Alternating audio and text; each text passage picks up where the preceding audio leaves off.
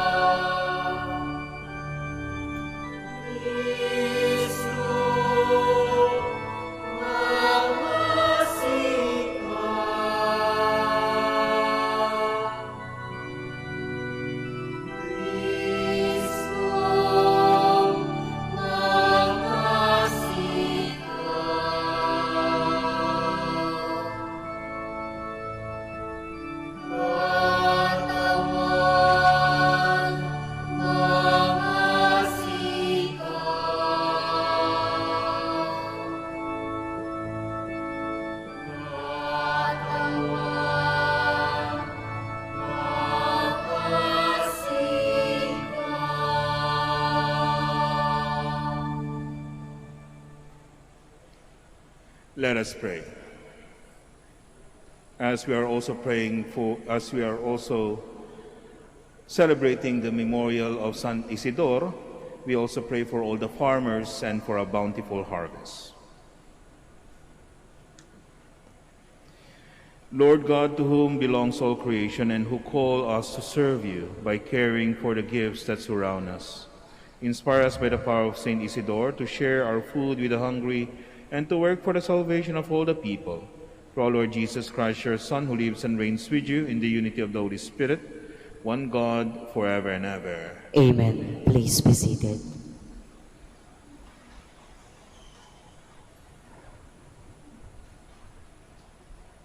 A reading from the Acts of the Apostles.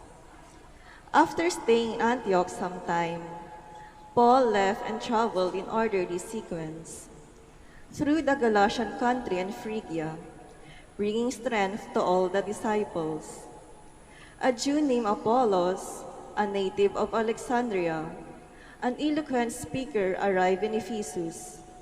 He was an authority on the scriptures.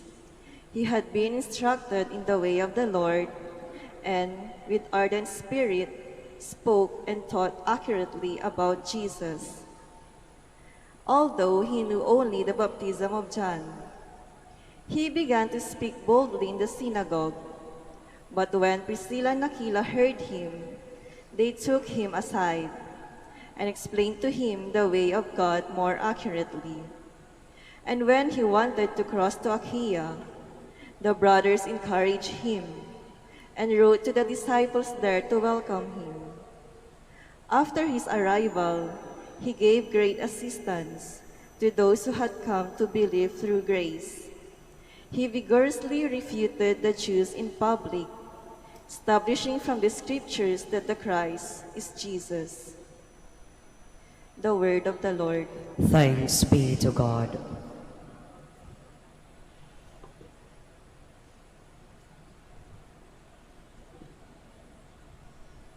God is King of the earth. God is King of all the earth. All you peoples, clap your hands. Shout to God with cries of gladness. For the Lord, the Most High, the Awesome, is the great King over all the earth. God is King of all the earth. For King of all the earth is God. Sing hymns of praise. God reigns over the nations. God sits upon his holy throne.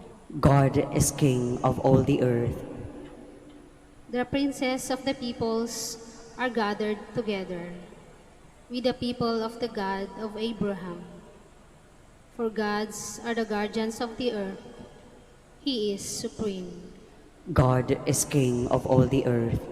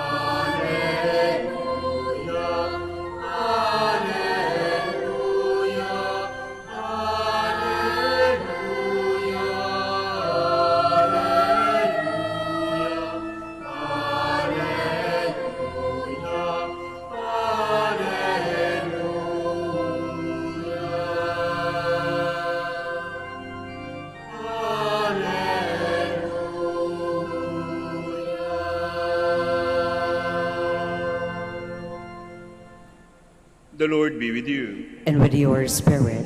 A reading from the Holy Gospel according to John. Glory to you, O Lord. Jesus said to his disciples, Amen, amen, I say to you, whatever you ask the Father in my name, he will give you. Until now, you have not asked anything in my name. Ask, and you will receive, so that your joy may be complete. I have told you this in figures of speech. The hour is coming when I will no longer speak to you in figures, but I will tell you clearly about the Father. On that day you will ask in my name, and I do not tell you that I will ask the Father for you, for the Father himself loves you, because you have loved me, and have come to believe that I came from God. I came from the Father and have come into the world. Now I am leaving the world and going back to the Father.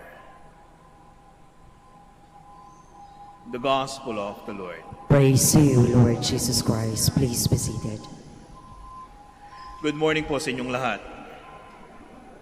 Tulad ng sinabi ko kanina, I am here celebrating the Mass with my parishioners in San Carlos, St. Joseph Parish, the husband of St. Joseph, the husband of Mary Parish in Malacanang, San Carlos City. Kasama ko sila for the annual Misa de Gracia. Tatandaan ko pa last year, konti lang kaming pumunta dito because of the yung pandemic, because of the strict konti lang dapat ang makapasok sa simbahan, but now medyo marami-rami pa rin. But it's not as if yung during pre-pandemic kung saan talagang marami yung pumupunta.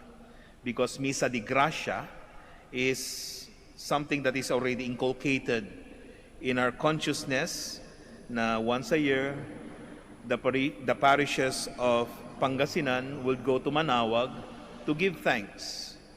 To give thanks to God, to Mama Mary, our patron saint here in Pangasinan, and to ask for God's grace. Kaya nga Misa de Gracia, na humingi tayo ng grasya sa Diyos. The thing is, in our everyday usage of the term grasya, kung minsan iba na yung kahulugan. Pwede nating sabihin, may dumating na grasya, and we already know what that means. May dumating na pera. Or, wala akong grasya ngayon. Hindi ako nakatanggap ng grasya. Ibig sabihin, wala siyang pera. Or, perhaps, pag may dumating na something from abroad, or something na inaasam nyo, sasabihin nyo, may dumating na blessing. I-share ko yung blessing sa iba. And blessing would refer to material goods or to the material things na binigay sa atin o nakamtan natin. So yun yung subconsciously perhaps, yun ang ibig sabihin natin ng grasya. Perhaps it could extend to the fact that sana yung grasya would extend na wala nang problema, wala nang masyadong haharapin na mga trials sa ating buhay. Sana maging successful tayo sa ating pag-aaral, sa ating trabaho, sa ating professional life, or perhaps even for some successful sa love life. Grasya, blessing. That's why we go to Manaoag for the Misa de Gracia, because nandyan yung mga intention natin. Hindi masama itong mga intention natin na ito. After all, sinabi ni Jesus sa ating ebanghelyo ngayon, ask and you will receive, so that your joy may be complete. Ask and you will receive. Mama Mary, in our prayer, we refer to her as full of grace. And we say to her, blessed are you among women. Puno ka ng grasya. Yet, if we look at the life of Mama Mary, she was living in poverty. Mahirap naman yung buhay niya. At hindi madali yung buhay niya because maraming trials sa kanyang buhay. When she went to the temple to present our Lord Jesus Christ, sinabi ni Simeon sa kanya, your heart will be pierced by a sword. That's why one of the popular image and feast of Mama Mary is Mater Dolorosa, the sorrowful mother, on September 15. September 15 yata. September 15, we celebrate Mater Dolorosa, yung Mama Mary na umiiyak because maraming trials sa kanyang buhay. Ultimately, yung nakita niya, nasaksihan niya na pinahirapan at pinatay ang kanyang anak. Yet, we say to her, she is full of grace, she is blessed. Kung hindi siya mayaman, kung wala siyang pera, kung wala siyang posisyon sa society na mataas, kung puno ng problema yung kanyang buhay, bakit sinasabi nating puno siya ng grasya? Panay disgrasya naman. Bakit sinasabi natin siya na blessed among women? And the simple reason is this: our mother knows that despite everything, nandyan ang pagmamahal ng Diyos para sa Kanya. She knows that God will not abandon her. She knows that God will provide her with enough strength to face the trials in her life. That's why when the angel announced to her that she will be the mother of our Lord, kahit na hindi niya naintindihan, kahit na nagugulan yung kanyang isip, nagsabi siya, I am the handmaiden of the Lord, be it done to me according to your word. In other words, sinabi niya, yes, because of her experience, because of her knowledge na ang Diyos nandyan, na hindi siya pababayaan, na hindi siya iiwanan. And because of this knowledge, we know Mama Mary is also full of love. Sapagkat alam niya na minamahal siya ng Diyos, alam din niya kung paano magmahal sa ibang tao, hindi lang sa kanyang anak. That's why throughout the history of the church, nandyan palagi si Mama Mary. Noong September 30, May 13, celebrate natin yung Our Lady of Fatima, when Mama Mary manifested herself to 3 children. And time again, nandyan yung kanyang apparition na sinasabi niya, nire-remind niya tayo na magbalik loob sa kanyang anak. Why? Because Mama Mary loves us. She considers us her children.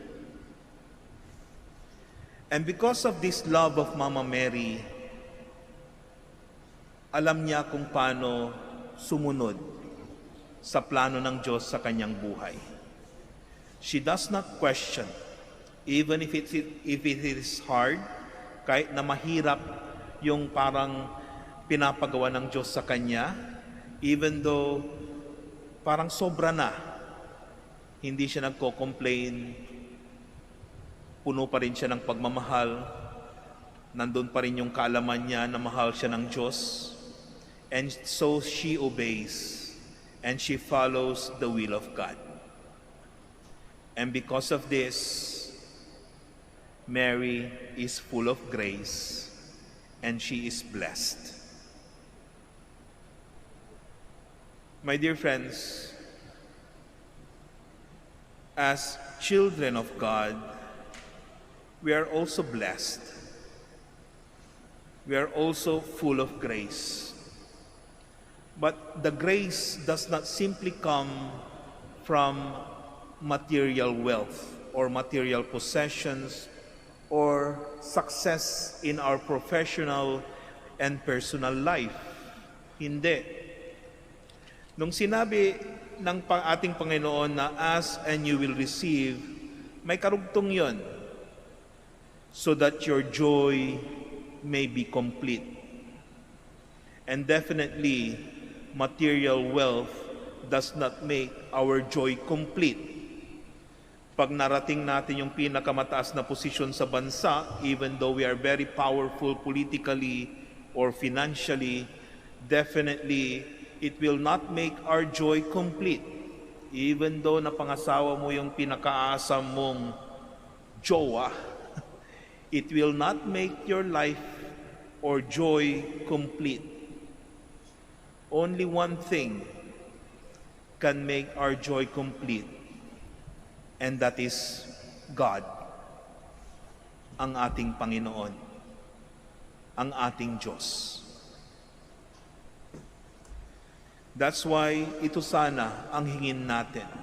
Not material grace, not success, simply success in our life. Napakababaw yun.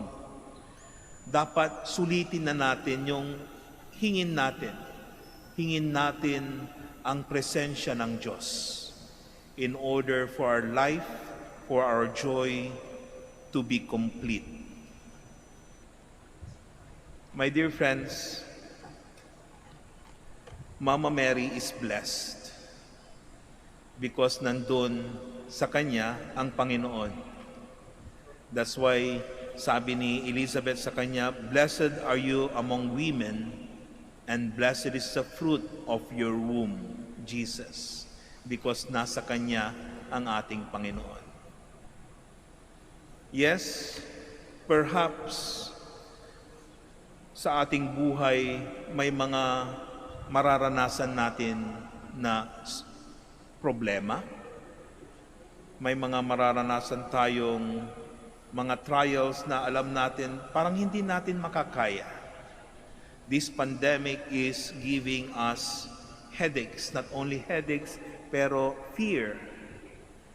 But if we have what Mama Mary have, and that is the firm belief that God is always there, that God will not abandon us, that God is always there for us.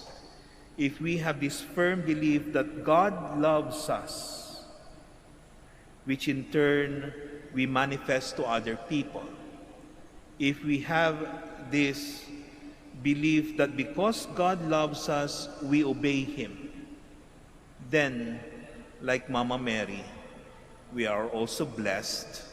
Puno din tayo ng grasya. Amen.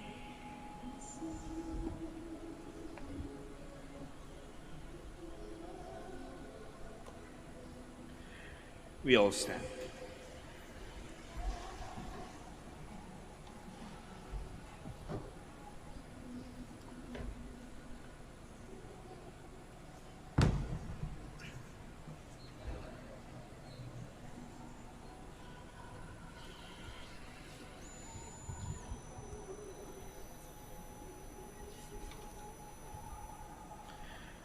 My dear friends, as we gather to celebrate the mystery of our salvation, let us turn to God the Father with confidence and implore His mercy. Let the response be, Lord, hear our prayer. Lord, hear our prayer.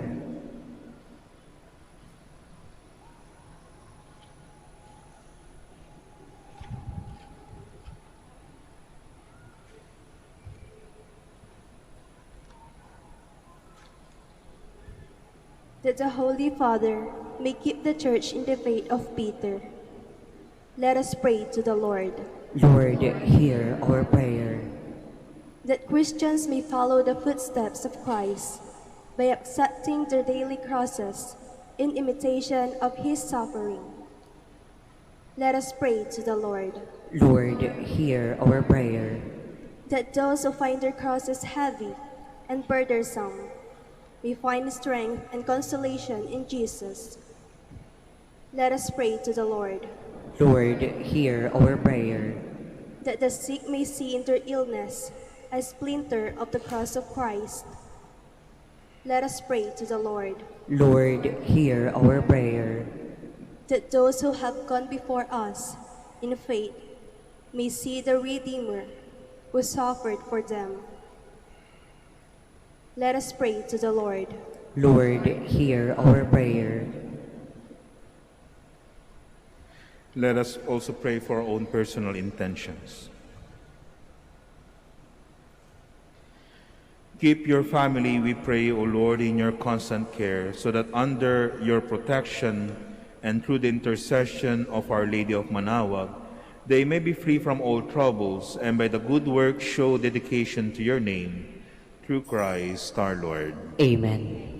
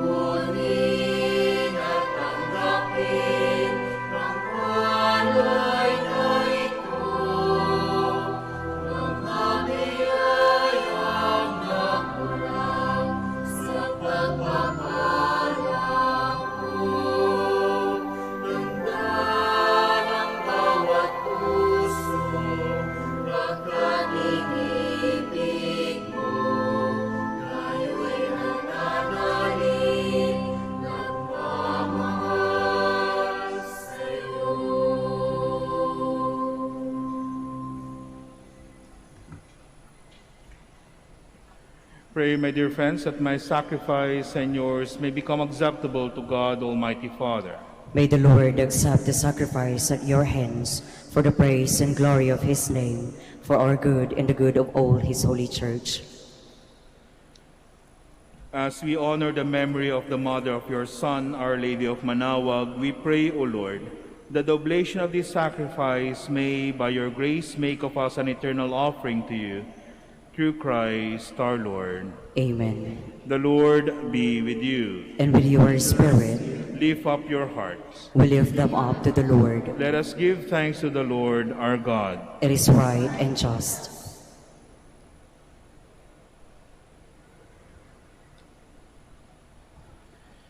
It is truly right and just, our duty and our salvation always and everywhere to give you thanks, Lord, Holy Father, Almighty and Eternal God, and to praise, bless, and glorify your name in veneration of the Blessed Ever Virgin Mary, Our Lady of Manaoag. For by the overshadowing of the Holy Spirit, she conceived your only begotten Son, and without losing the glory of virginity, brought forth into the world the eternal light, Jesus Christ our Lord.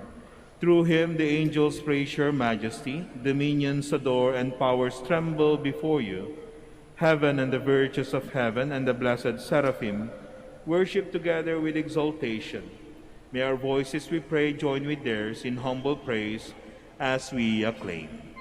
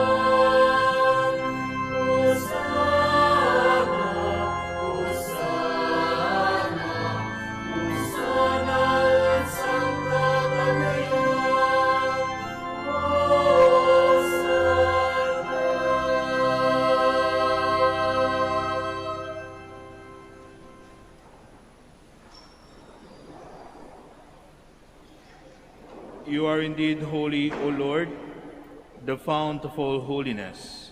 Make holy, therefore, these gifts, we pray, by sending down your Spirit upon them like the dewfall, so that they may become for us the body and blood of our Lord Jesus Christ. At the time he was betrayed and entered willingly into his passion, he took bread, and giving thanks broke it, and gave it to his disciples, saying, "Take this, all of you, and eat of it, for this is my body, which will be given up for you."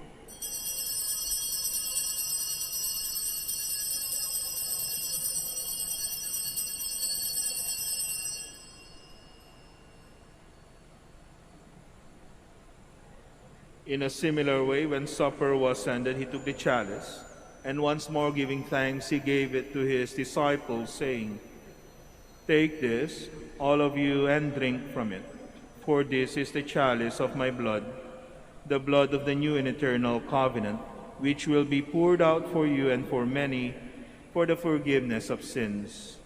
Do this in memory of me."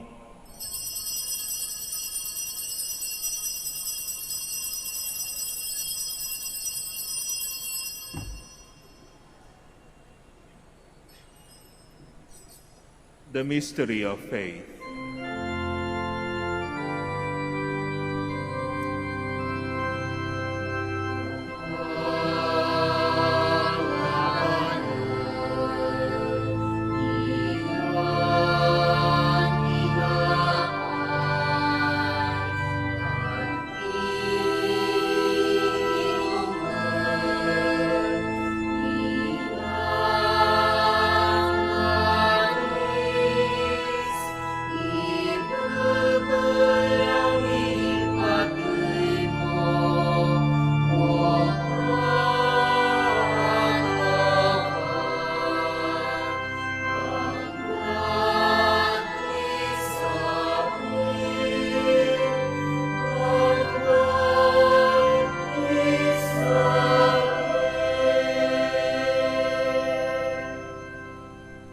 Therefore, as we celebrate the memorial of his death and resurrection, we offer you, Lord, the bread of life and the chalice of salvation, giving thanks that you have held us worthy to be in your presence and minister to you. Humbly we pray that, partaking of the body and blood of Christ, we may be gathered into one by the Holy Spirit. Remember, Lord, your church is spread throughout the world, and bring her to the fullness of charity, together with Francis our Pope, Socrates our Bishop, Fidelis his auxiliary, and all the clergy. Remember also our brothers and sisters who have fallen asleep in the hope of the resurrection, and all who have died in your mercy. Welcome them into the light of your face. Have mercy on us all, we pray, that with the Blessed Virgin Mary, Mother of God, with blessed Joseph, her spouse, with the blessed apostles, with blessed Isidore, and all the saints who have pleased you throughout the ages, we may merit to be co-heirs to eternal life, and may praise and glorify you through your Son, Jesus Christ. Through him, and with him, and in him, O God, Almighty Father, in the unity of the Holy Spirit, all glory and honor is yours forever and ever.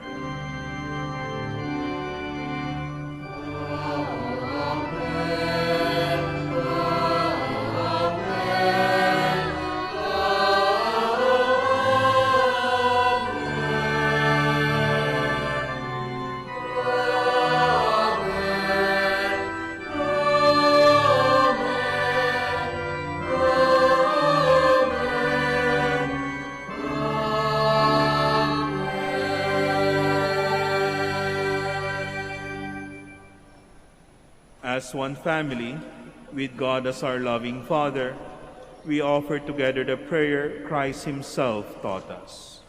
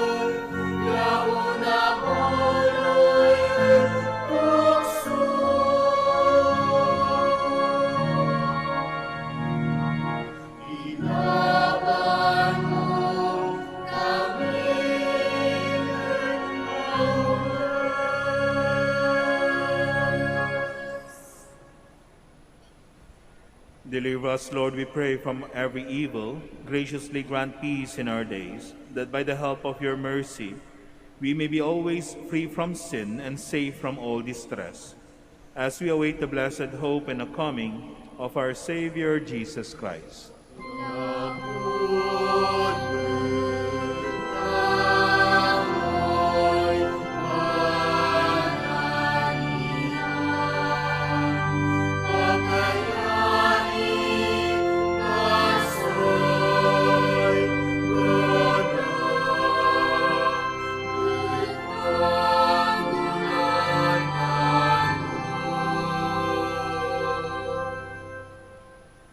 Lord Jesus Christ, who said to your apostles, "Peace I leave you, my peace I give you," look not on our sins, but on the faith of your Church, and graciously grant her peace and unity in accordance with your will, who live and reign forever and ever. Amen. The peace of the Lord be with you always. And with your spirit.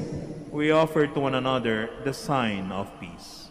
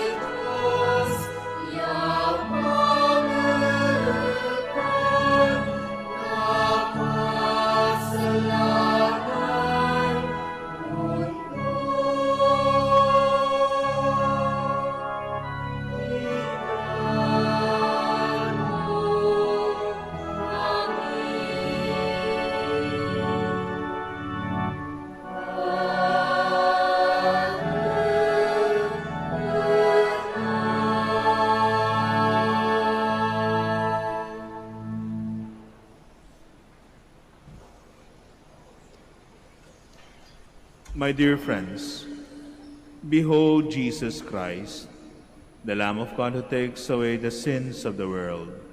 Blessed are those called to the supper of the Lamb. Lord, I am not worthy that you should enter under my roof, but only say the word, and my soul shall be healed.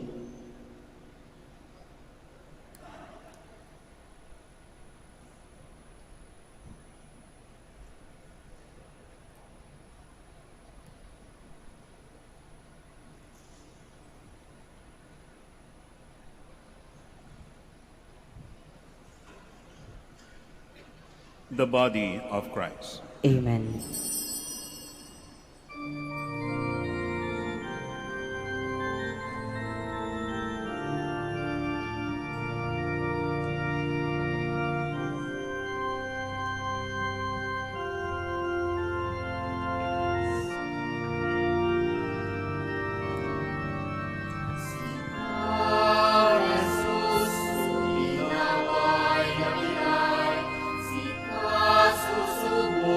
Namin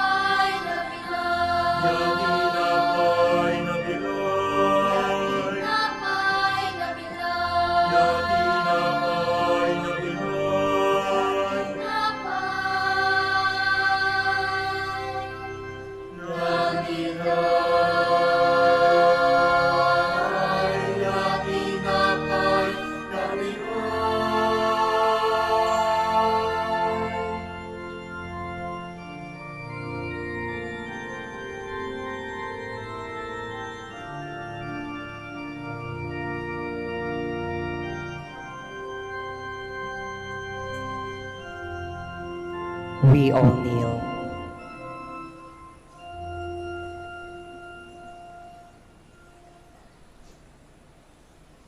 Oratio Imperata for the Archdiocese of Lingayen, Dagupan. Let us turn to Mary help of Christians for the increase of priestly vocations in the Church in Lingayen, Dagupan.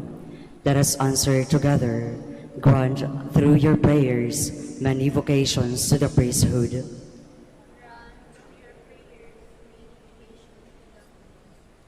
You accompanied your Son on his way to Calvary. Walk with our seminarians in their journey of priestly formation. Mary, help of Christians. Grant your prayers many vocations to the priesthood. You are the Mother of God, Good Shepherd.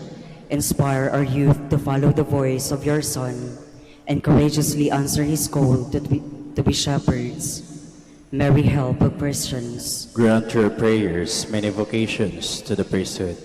You were with the apostles in prayer on Pentecost Day.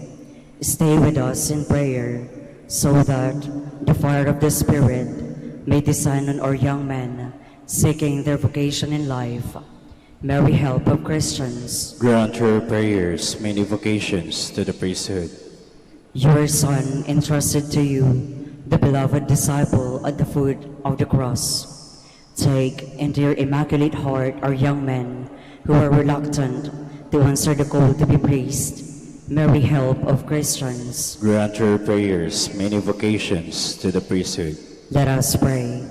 Mary, help of Christians, we place all our young men under your motherly protection. Inspire them to serve the Church as priests of your Son. Take under your motherly care our seminarians being formed for the priesthood. Accompany with your help your priest sons as they follow your Son, who is Lord forever and ever. Amen. Please stand.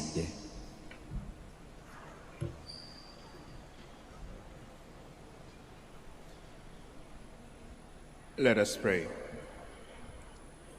Having been made partakers of eternal redemption, we pray, O Lord, that we who commemorate the mother of your Son, Our Lady of Manaoag, may glory in the fullness of your grace and experience its continued increase for our salvation. Through Christ our Lord. Amen.